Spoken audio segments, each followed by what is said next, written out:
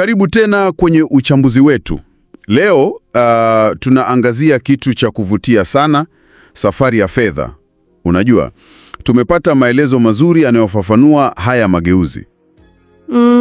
Kuanzia ile biashara ya zamani sana ya kubadilishana labda ndizi kwa kuku, mpaka sasa hivi kwenye huu ulimwengu wa sarafu za kidijitali. Tunazungumzia cryptocurrency hapa. Ni safari ndefu kweli. Ndiyo. Na lengo letu hapa ni kuelewa pamoja nawe hizi hatua muhimu. Yaani tunaanzia wapi, changamoto za bata, sawa? Kabisa. Ile ugumu wa kupata mnunuzi na muuzaji wanaohitajiana kwa wakati mmoja. Halafu tukapitia vitu vya asili vyenye thamani kama magamba au chumvi. Kisa sarafu zenyewe zile za metali, Dhahabu na fedha. Halafu pesa za serikali, mapinduzi ya kielektroniki, na mwisho tunatua kwenye hii cryptocurrency. Tutaifafanua ni nini hasa Na tofauti zake na pesa tulizoea. kabisa, na faida zake, changamoto zake pia. Tutataja mifano kama Bitcoin, Ethereum. Basi, hebu tuanze safari hii kwa undani zaidi. Sawa, tunaanzia pale mwanzo kabisa. Bata, biashara ya kubadilishana bidhaa. Changamoto kubwa kama ulivyosema ilikuwa uhitaji unaofanana pande zote mbili. Yaani, mimi nina hiki nahitaji kile, na wewe una kile unahitaji hiki. Ilikuwa bahati nasibu kupatana. Kweli kabisa. Hii ndio ikasababisha watu kutafuta kitu kingine, kitu ambacho watu wengi wanakubali kina thamani. Kama vile magamba ya cowrie shells. Ndiyo, au chumvi katika jamii nyingine, vitu ambavyo vilikuwa vinakubalika kama kiwakilishi cha thamani. Hapo sasa ndipo tukapiga hatua kubwa, kuja kwa sarafu za metali, rahisi kubeba, kugawanya na kudumu. Dhahabu na fedha zilianza kutumika rasmi kule Lydia, Uturuki ya sasa, karibu mwaka 600 kabla ya Kristo, chini ya mfalme Aliates nadhani. Historia hiyo. Halafu karne nyingi baadaye, China wao ndio wakaanza na wazo la noti za karatasi, karibu karne ya 11. Kumbe hizo zilikuwa kama ahadi tu za malipo zilizothibitishwa na serikali.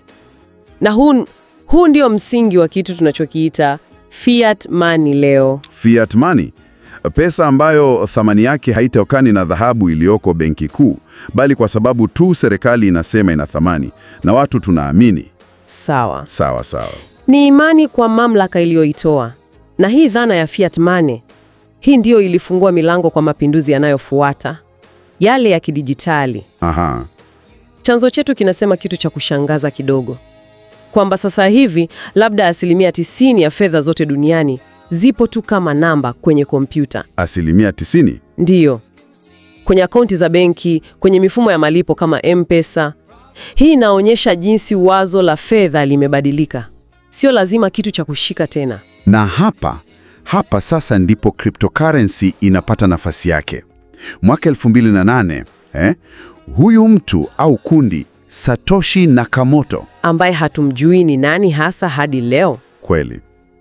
Alichapisha waraka, akapendekeza mfumo mbadala, mfumo wa fedha za kielektroniki ambao, na hii ni muhimu, hauhitaji benki kuu katikati. Na mwaka uliofuata 2009, Bitcoin ikazaliwa, cryptocurrency ya kwanza. Sasa, cryptocurrency ni nini hasa kwa lugha rahisi? Ni pesa pepe, virtual currency. Ndio. Lakini inatumia teknolojia maalum inayoitwa blockchain. Hebu fikiria kama daftari kubwa la kidijitali. Okay. Lakini hili daftari haliko sehemu moja. Limesambazwa kwenye maelfu ya kompyuta duniani kote. Na kila muamala unaofanyika unarekodiwa humo. Na ni salama? Salama sana. Kwa sababu ya jinsi ilivyoundwa, ni vigumu mno kubadilisha au kudanganya rekodi hizo mara tu zinapoingia. Kila mtu anaona.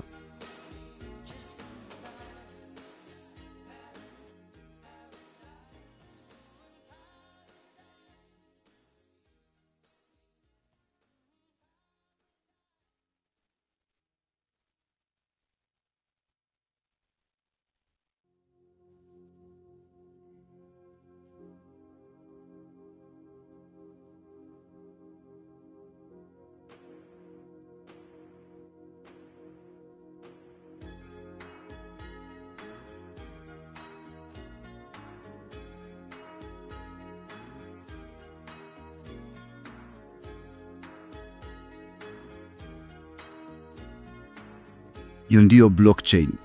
Sasa tofauti kuu na pesa za kawaida ni ipi hasa? Tofauti kubwa na pengine ya kuvutia zaidi ni udhibiti. Cryptocurrency nyingi kama Bitcoin hazithibitishwi na serikali moja au benki kuu moja. Zinaendeshwaje sasa? Zinathibitishwa na mtandao wenyewe, watumiaji wake, kupitia kanuni za hisabati na kompyuta, ile cryptography. Ni mfumo wa kidemokrasia zaidi kwa namna fulani. Kuna aina nyingi, lakini sio Bitcoin pekee.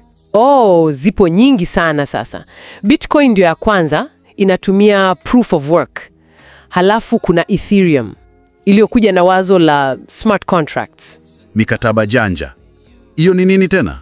Ni kama program ndogo zinazojiendesha zenyewe kwenye blockchain zikifata masharti fulani. Imefungua matumizi mengi zaidi ya kulipana tu. Halafu kuna stable coins. Stable coins? Kama USDT. Hizo zimeundwa kujaribu kuweka thamani yake sawa na pesa ya kawaida kama dola, ili kupunguza ile kasi ya bei kupanda na kushuka.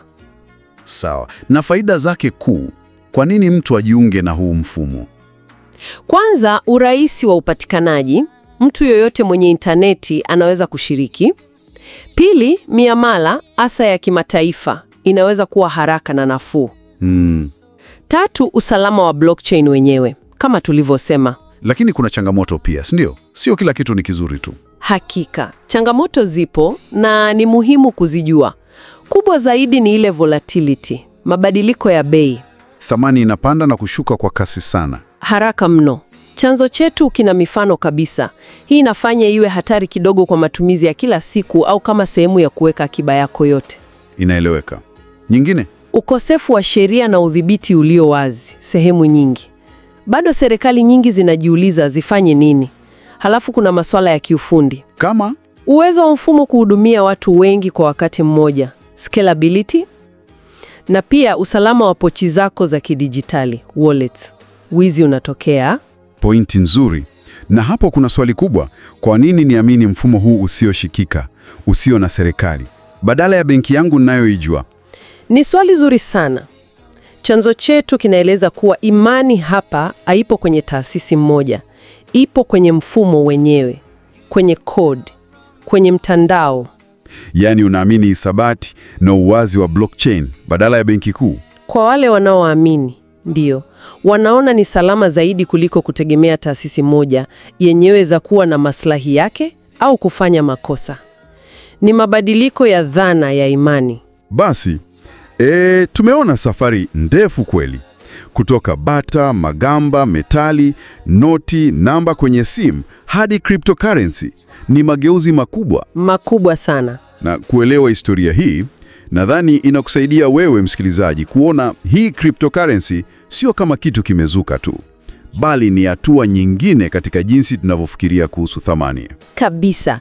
Na kinachovutia zaidi, kama chanzo kinavyodokeza, si tu teknolojia, ni jinsi wazo la thamani na imani linavyohama kutoka taasisi kuu kwenda kwenye mifumo iliyosambazwa. Inaleta maswali mengi kuhusu mustakabali wa fedha. Cryptocurrency inawakilisha uwezekano huo wa mabadiliko. Inaendeleza historia ndefu ya uvumbuzi katika eneo hili. Na hili linatuacha na swali la mwisho kwako wewe unayotusikiliza. Kama fedha zimebadilika kiasi hiki, kutoka magamba hadi misimbo ya kompyuta, unadhani nini kitafuata? Baada ya cryptocurrency kama tunavyoijua leo, kuna wazo gani jipya linakuja? Hilo ni jambo la kutafakari.